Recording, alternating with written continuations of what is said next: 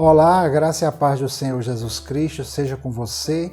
Seja bem-vindo ao canal do Ministério Águios e hoje nós vamos dar continuidade ao nosso estudo do livro de Filipenses. E hoje nós vamos falar sobre um assunto muito importante para a igreja, um assunto que tem sido realmente algo crítico para nós atualmente, que é a unidade.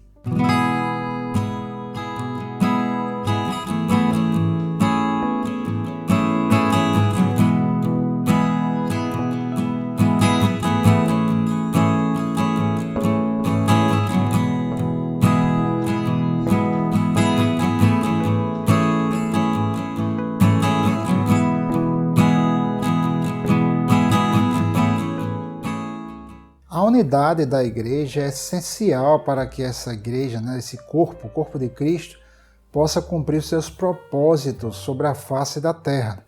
O Senhor Jesus falou algo muito importante no Evangelho de João, capítulo 13, versículo 35, e ele diz assim: "Nisto todos conhecerão que sois meus discípulos, se vos amardes uns aos outros." Olha só, esse é o grande mandamento aqui da graça, Na lei, nós sabemos que os dois maiores mandamentos da lei de Moisés era: amarás o Senhor teu Deus de todo o teu coração, toda a tua alma, com todo o teu entendimento e com todas as tuas forças.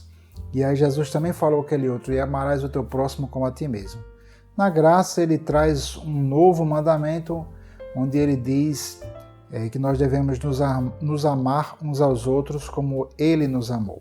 Então é nisso que se resume toda a palavra do Senhor, e é dessa maneira que as pessoas vão reconhecer em nós que somos discípulos de Cristo. E a Bíblia mostra que este amor é a base da unidade da igreja. Muito bem, então nós vamos hoje, já entramos aqui no capítulo 2 do livro de Filipenses, e o título dessa ministração é: o mesmo amor, o mesmo ânimo, sentindo uma mesma coisa, que é um mandamento do Senhor para nós, através ali do apóstolo Paulo, nesse maravilhoso livro de Filipenses. Então, a unidade da igreja ela não é algo opcional, ela é fundamental. Por exemplo, aqui o Salmo 133 diz que é bom e agradável diante de Deus quando os irmãos convivam em união. Na Bíblia King James, essa palavra união foi traduzida como unidade. Então, a bênção de Deus ela só é derramada sobre a igreja quando a igreja anda em unidade, tendo esse mesmo amor, esse mesmo sentimento de unidade, pensando a mesma coisa. Então, nós vemos que nós, enquanto igreja, não temos como andar no poder de Deus, não temos como fluir no amor de Deus, e nós não seremos reconhecidos como discípulos de Cristo se nós não andarmos em unidade. Aqui no livro de Filipenses, no capítulo 1, versículo 27, o apóstolo Paulo, pelo Espírito Santo, fala o seguinte: somente deveis portar-vos dignamente conforme o Evangelho de Cristo, para que, quer vá e vos veja, quer esteja ausente, ouça acerca de vós que estáis no mesmo espírito, combatendo juntamente com o mesmo ânimo pela fé do Evangelho. Essa palavra portar-se no original grego é a palavra politeumai, que vem da palavra politis, que quer dizer cidadão, que vem da palavra polis, que quer dizer cidade. Uma palavra até conhecida, quando a gente estuda história, a gente ouve falar da polis, que eram as cidades gregas. Então, essa passagem portar-vos dignamente do Evangelho remete a nós enquanto cidadãos do reino de Deus. Nós precisamos nos portar de forma digna do Evangelho. E eu lembro de um caso bem interessante que aconteceu com uma colega de trabalho minha, que ela e o marido foram para a Tchecoslováquia, e lá eles estavam à noite já, eles vinham do restaurante e iriam voltar para o hotel, e chegaram num cruzamento e na passagem lá de pedestres, na faixa de pedestres, eles olharam, não tinha carro de um lado nem do outro, e como não havia tráfego de veículos, eles decidiram atravessar na faixa de pedestres. Contudo, o sinal estava vermelho para os pedestres e estava verde para os carros. Mas como não tinha carros, eles decidiram atravessar. Se eles estivessem no Brasil, geralmente aqui não dava nenhum tipo de problema com relação a isso. Mas só que eles não estavam no Brasil, eles estavam em outro país e quando eles caminharam mais um trecho lá, a polícia tcheca chegou e abordou eles. Eles não sabiam falar tcheco e responderam em inglês e por pouco não foram presos, né? Tiveram que apresentar os passaportes e pediram desculpas. E aí depois de receber um corretivo lá da polícia tcheca, eles foram liberados. Mas veja só, e quando você está em outro país, você precisa se portar de forma digna daquele país, das leis do país e da cultura do país. É por isso que muitas vezes a gente sabe aí de situações de brasileiros que passam certos perrengues aí em países outros, né, do exterior, porque eles tentam agir como se estivesse no Brasil. Então, por que é que Paulo diz que a gente deve se portar de forma digna do Evangelho?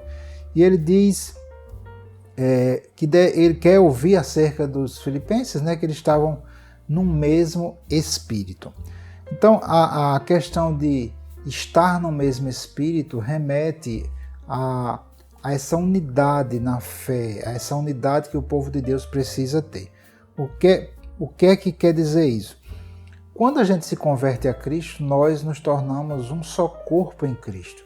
Somos ligados a Cristo em espírito.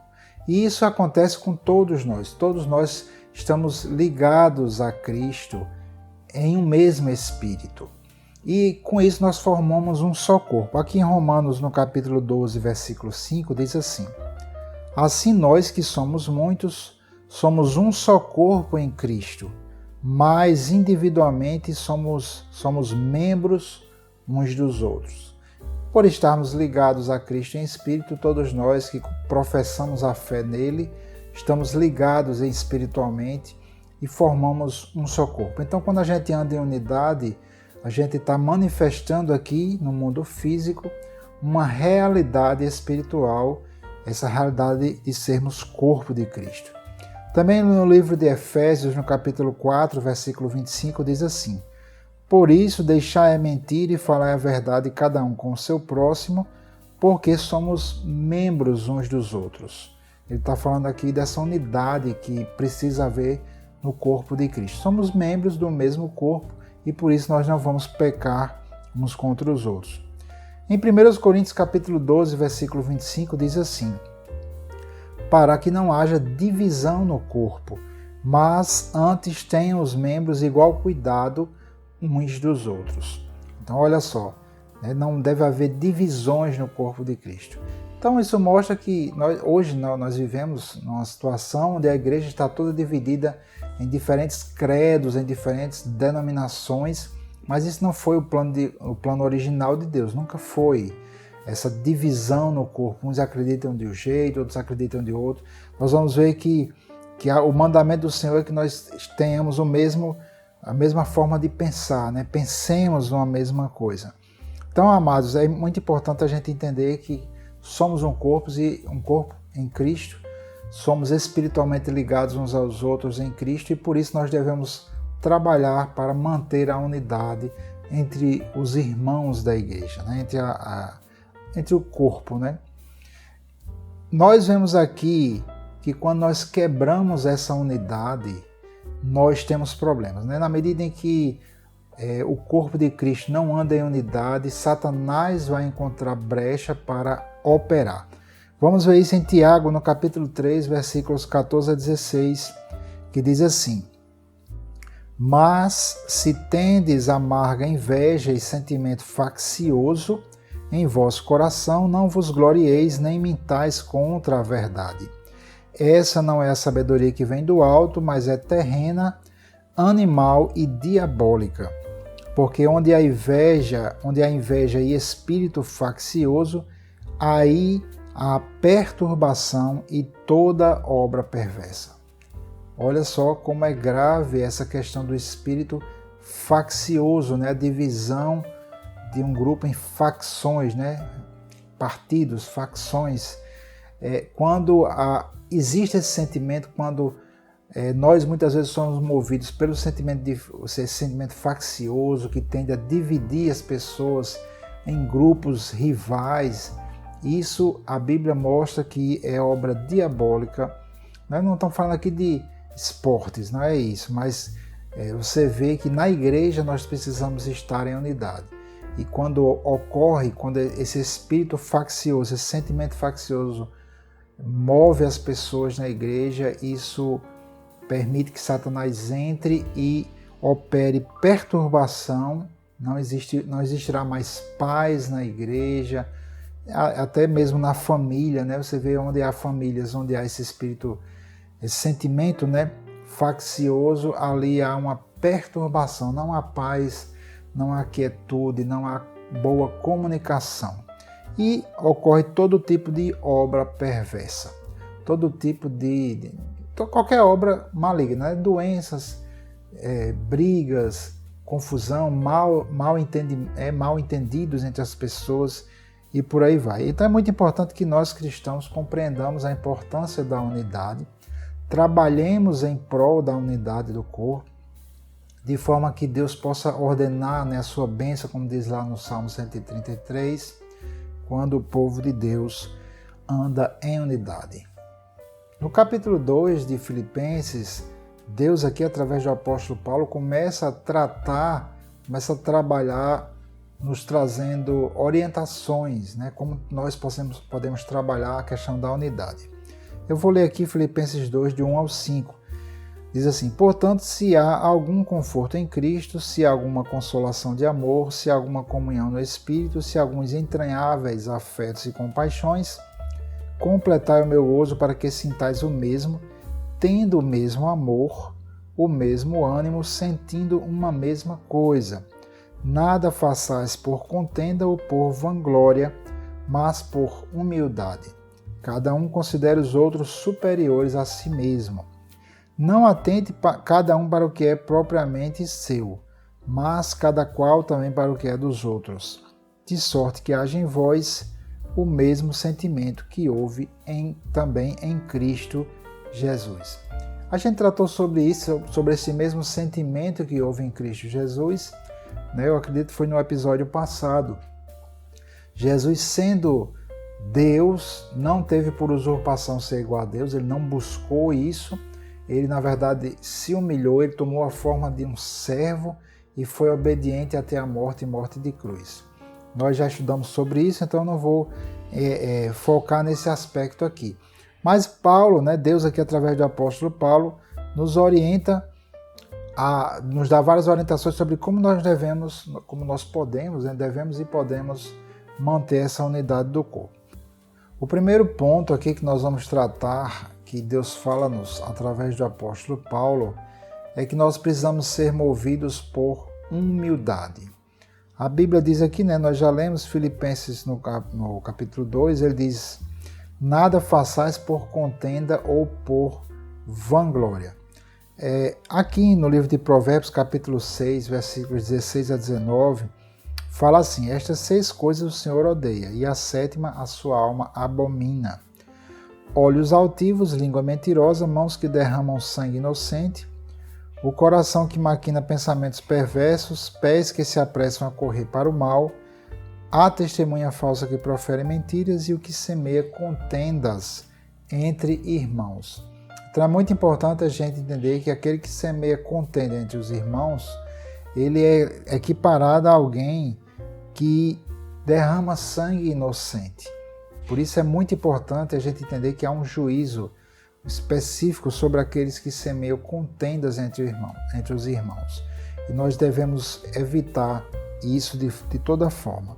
Mas nós devemos, né, ser movidos pela humildade. E o que é humildade? Humildade é nós dependermos de Deus. Humildade é nós não buscarmos glória para nós mesmos. Humildade é nós não agirmos com base no sentimento faccioso, né? É nós entendermos que nós, como corpo, né, precisamos uns dos outros. Nós dependemos uns dos outros. Nós somos um corpo, um só corpo em Cristo, e devemos entender que nós precisamos uns dos outros.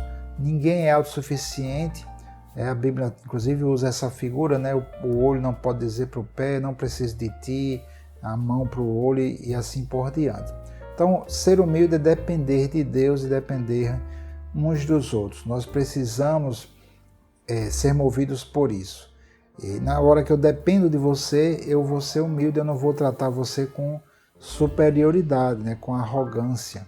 Então, nós precisamos ser movidos pela humildade, como orienta Deus aqui. E tudo que nós fazemos precisa dar glória e dar louvores a Deus. Se nossas atitudes, nossas palavras, nossas conquistas, elas não dão glória a Deus, tudo será em vão. É isso que a Bíblia mostra, né? Quando fala que não devemos ser movidos por vanglória. E é interessante o que ele diz aqui, cada um considere os outros superiores a si mesmo. Ora, quando você vai lidar com o superior, né, seja no seu trabalho, geralmente em escola, né? Em escola as pessoas estão desrespeitando tanto, né? Mas imagine no seu trabalho, você vai lidar com um superior hierárquico, então você tem todo o cuidado para lidar com ele, você se prontifica a servir aquela pessoa. Então você tem esse cuidado, né? Então quando a gente considera os outros superiores a nós mesmos, isso ajuda, né? A gente a não quebrar a unidade, porque a gente vai tratar a pessoa com respeito, com amor, procurando servir aquela outra pessoa. Então, para a gente andar em unidade, a gente precisa realmente ter essa mentalidade, né? Desenvolver essa mentalidade de considerar os outros superiores a nós mesmos. Também ele diz aqui, não atente cada um para o que é propriamente seu, mas cada qual também para o que é dos outros. Então nós precisamos cuidar dos outros. Não devemos, né? Devemos aprender a não andar de forma egoísta ou egocêntrica. A propósito, a palavra ego vem do grego, né? Quer dizer eu. Então, quando eu penso só nas minhas coisas, quando eu penso apenas em mim mesmo, em guardar o meu e não deixar mais para ninguém, então tudo isso vai danificar a unidade do corpo. Então, devemos entender que é importantíssimo para nós buscarmos as coisas também que são dos outros. Pensarmos, né, temos esse pensamento coletivo de buscar o bem comum, né, o bem do corpo, da unidade do corpo de Cristo. Por isso é que Paulo diz, não atente cada um para o que é propriamente seu, mas cada qual também para o que é dos outros. Mostra que a nossa vida não pode ser vivida apenas voltada para nós mesmos, né, mas voltada para Deus, né, para o corpo de Cristo. Aqui eu já citei esse mandamento, né, lá em Mateus capítulo 22, versículos 37 a 40, Jesus fala dos dois maiores mandamentos e ele fala, amarás o Senhor teu Deus de todo o teu coração, etc. E depois amarás ao próximo como a ti mesmo. E ele conclui assim, dizendo, destes dois mandamentos dependem toda a lei e os profetas. Observe que do mandamento de amar ao próximo como a si mesmo, depende toda a lei e os profetas. Veja como esse mandamento de você buscar para o próximo aquilo que você quer para você mesmo, ele é basilar, ele é fundamental, exatamente porque se você não age dessa maneira, você acaba quebrando a unidade do corpo de Cristo e aí Satanás vai ter espaço nas nossas vidas para trazer toda sorte de obra perversa. A igreja precisa andar realmente em unidade para que nós possamos desfrutar das bênçãos de Deus manifestadas no meio da igreja, né? Então que Deus possa ter falado ao seu coração, é importante a gente batalhar pela unidade. Aqui eu faço apenas uma ressalva antes de concluir. A Bíblia realmente orienta certas coisas que aparentemente poderia até contradizer a questão da unidade, mas há casos onde você não pode abrir mão da santidade, por exemplo, para manter a unidade. A Bíblia nos orienta, por exemplo, se tem alguma pessoa que, se dizendo irmão, ele é uma pessoa mentirosa, é uma pessoa que engana as pessoas, que rouba, que é adúltero, prostituto, e ele está lá no meio da igreja, então a Bíblia manda não, se afastar dessas pessoas. Nós não estamos falando desses casos. Há casos que, para manter a santidade da igreja, para manter, a pureza, é necessário sim cortar aquelas pessoas, ou pelo menos não ter comunhão com essas pessoas. Isso está em várias passagens bíblicas, Não estamos falando nesses casos, tá certo? Mas, de maneira geral, nós precisamos aprender realmente a relevar muita coisa no ambiente comunitário, mesmo não sendo um ambiente de igreja, é necessário a gente relevar muita coisa para que a gente possa se beneficiar, do conjunto. Então, a vida em congregação é uma vida, e eu até poderia dizer uma vida em família, uma vida em comunidade de maneira geral, para que a gente possa se beneficiar dessa comunidade, seja a igreja, seja a família. Nós precisamos abrir mão de certas coisas para que todos possam crescer juntos. Então, que a paz do Senhor seja com a sua vida, em nome de Jesus.